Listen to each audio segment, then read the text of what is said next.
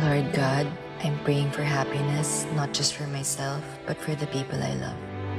Hindi ako sasaya kung ipipilit ni Mamita sa akin ang isang taong hindi ko gusto. I-bless niyo po siya ng malinaw na isip. And God, sana po ay ma-meet ko ang isang mabuting taong mamahalin ko na maipapakilala ko kila Mamita. Amen.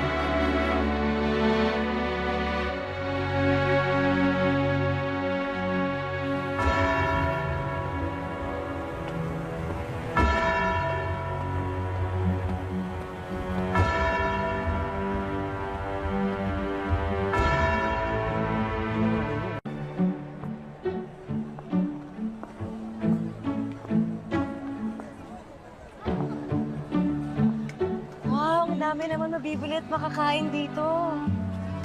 Hi ma'am, quick po. Ay,